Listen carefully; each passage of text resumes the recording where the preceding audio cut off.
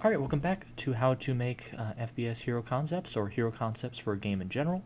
Today we're going to be looking at folklore and mythology, using existing folk stories, mythology, mythological characters, and adding them to your game to get an audience reaction.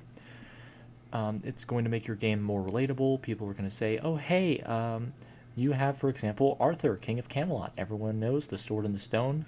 Arthur is the only person who is able to pull out the sword from the stone, and because of that, he is proven to be the rightful king of Camelot. Everyone knows that story, as you can see in this story here, that he is the former king of Camelot, raised from the dead from the descendants of Merlin. Merlin is his wizard teacher in the story of the Sword and the Stone. He's a wizard that helps and guides Arthur to realize who he is and that he can do it, guides him, and he pulls the sword out of the stone, and he thanks Merlin for guiding him to do such a glorious deed. So this is using mythology, the myth of Arthur pulling the sword from the stone. Obviously that didn't happen. The sword in the stone is located in London. Obviously he didn't pull it out because it's still there in the stone, but mythology, using a relatable folk story to set up a character, and the character that people can relate to. They know, Arthur, King of Camelot. I know who he is, I know why he's famous, and he's got the sword that he pulled out of the stone. So, and that sword's name was Excalibur. You can see here, his primary weapon is Excalibur. Does 175 damage, is the most powerful sword in the game, because of course it is. It's the sword from the stone. It's the most powerful sword in existence. You could say the Infinity Blade, but I say Excalibur does more damage because it should be the most powerful sword, because in mythology and folklore it is the most powerful sword in existence, and that's why it does the most damage. Now we look at his passive. You can see finishing blow, breaks shields or kills opponents instantly if below 50 health. That means that if an opponent is below 50 health, he kills them instantly with this sword. Very overpowered. It also breaks shields that are below 50 health. So finishing blow, 50% health, kills them instantly. It's an insta-kill weapon. That's why I said, most powerful sword, he's the most powerful swordsman. Most powerful sword in existence. Guard shield, as we can see, he's got a shield as well. He's a king, and he also holds his shield as well. Bring up a shield that is 250 health with a cooldown of 8 seconds. As we discussed, shields between 200 and 400 HP have a cooldown of 8 seconds. Throwing shield, throws his shield and arcs it, ricocheting back to him, like Captain America. That's the best thing I can say, and that's another thing. When describing your concept, if you can compare it to anything in pop culture that it rings a bell, I would say that would make more people be able to understand your concept. For example, throwing his shield and arcs it back, ricocheting to him. Just say he throws it like Captain America, and people will start to get what you're talking about. Same thing here, bouncy shield, throwing his shield that bounces off walls and ceilings. I would say just like Captain America. He throws it at Iron Man, bounces back off the wall, hits Iron Man again, comes right back to him. Same concept here. And jump slats, jumps up and slams down with his sword into the ground, dealing radial damage, meaning that he jump slashes, he jumps, slams the sword down, and in his radius of attack, he does damage to everyone in that radius of attack of that sword. So, very powerful. But as you can see, he does not have an ultimate. With hero concept, it's okay to have them incomplete. Now, mostly you don't want to have them incomplete when you're about to present it to a gaming company or a game developer or a design team. You want to have a full finished design, and maybe people will tell you, we want to take some things away, add some things, but you really want to have a finished concept. Even if it's not the greatest, you want to have it complete before you present it to other people. For here, I'll just do the classic double damage ultimate. That's the cheapest ultimate that you can ever make, is someone that if you just use your ultimate, your sword does double damage. So instead of 175, it does 350.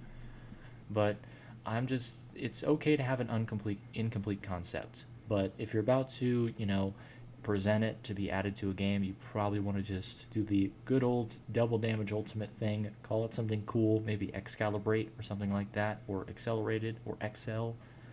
Something related to the primary, or just come with a cool name for doing double damage with a sword or something like that. And you've got a basic ultimate. But I still want to try and think of something a little bit clever, so that's why I let it be blank. Anyway, Now that we've gotten the slide out of the way, we're going to get to the sheet, the actual data. So let's begin.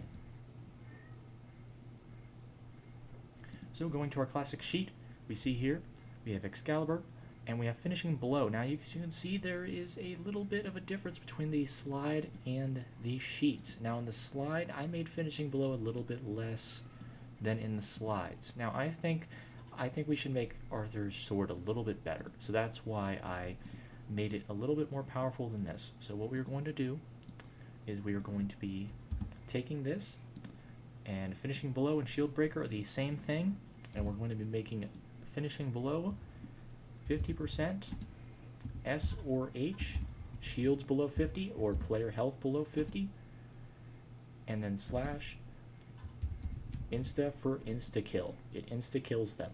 Insta-kills anything below 50 shield or health for Finishing Blow. And that's going to be a passive, but first, Arthur. He is an attack swordsman, description King of Camelot, health is 200, so of course, Arthur, King of Camelot, swordsman, and we have his health over here is 200. And of course his ultimate is blank, so we're just going to leave it blank for now, but let's focus on his abilities. We have Finishing Blow and Excalibur. Excalibur is his primary, it is a melee, so it gets the melee color scheme we talked about, purple. And Finishing Blow is a melee strike, so we give it the purple color. Let's change this here to the purple color of melee. It has to do with the fact that if the sword strikes an opponent, it does an insta-kill amount of damage. It insta-kills them, so it's the same as the sword. It's a melee attack. Guard Shield, as we discussed before, 250 shields if he puts it up. Throwing Shield, we'll get back to that, but Jump Slash, anybody in the radius gets 50 damage to them. So, Guard Shield, we'll put it right here. We'll give it the crimson color because it is a shield icon. And here, we will give the Jump Slash a melee because it's jumping and slashing with the sword. Anybody in the radius gets dealt 50 damage. Now the Throwing Shield. Interesting about the Throwing Shield. You're throwing a shield. You would think that's a melee attack, but it's actually a limited area attack because you're throwing it through an area, it bounces and ricochets. So it hits someone, bounces, and hits someone else. So it does 70 damage, bounces back, ricochets to you, hits someone else, does another 70 damage. So limited area. You throw it through an area, if it hits someone, it bounces back, hits another person, comes back to you. And then there's a difference, the bouncy shield. It ricochets off several walls and ceilings. As we said, throwing a shield, it bounces off walls and ceilings. It can bounce off multiple structures before coming back. So 70 per. Instead of 70 times 2, it hits someone, then hits someone else, and ricochets back to you. This one, it can bounce off as many ceilings as possible before coming back to you, hitting as many enemies between those walls and ceilings it bounces off of before coming to you.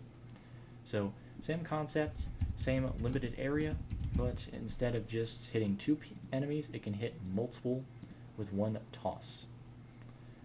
And I believe, yes, that is the end. We've got our 4 abilities and our passive. So let's go back to our slide and finish out with just a review.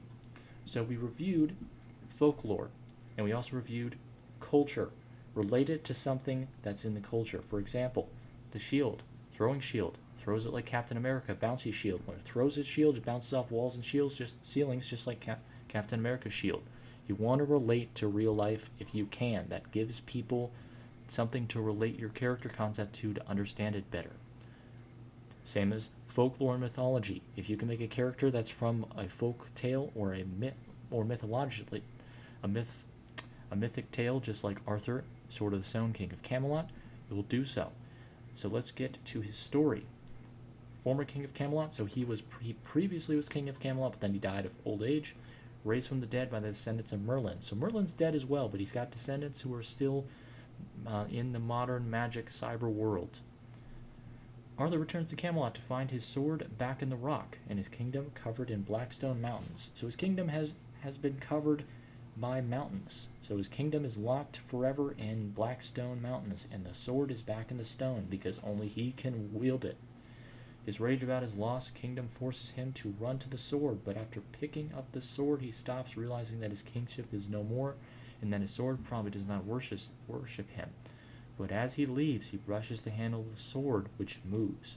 So he was angry, but then he realized he probably wasn't king because his kingdom no longer exists. It's in the mountains. He can't get it. He can't break mountains. He doesn't have the strength to do that. So instead of trying to pick up the sword, he leaves. But when he brushes the handle, it moves, and he realizes. He flinches, assumes that his position atop the sword, because he realizes it moved. The sword that's stuck in the stone, that's supposed to not be able to be moved by anyone except for the rightful king of Camelot, moved when he brushed it. He assumes his position, his classic position atop the sword, pulling out the sword and running to the Blackstone Cliffs. With one swing, the entire Blackstone Cliff surrounding his castle breaks apart. He realizes that even after death, the sword still realizes that he is now still alive and ready to use it as the only true person who can use Excalibur. And with one swing, told you, most powerful sword in existence, entire mountainside breaks apart, revealing his castle. And eventually he will break the entire mountain and restore the entire kingdom of Camelot from out of the mountains. Good story. Introduces Arthur and his sword, which has what, as I said, most powerful sword in the game. If a shield or opponent is below 50 health, it kills them instantly, and it does the most damage regardless. So that's going to do it for this episode. Thank you guys so much for watching. Like if you like, dislike if you don't, subscribe if you like it, and I'll see you guys next time.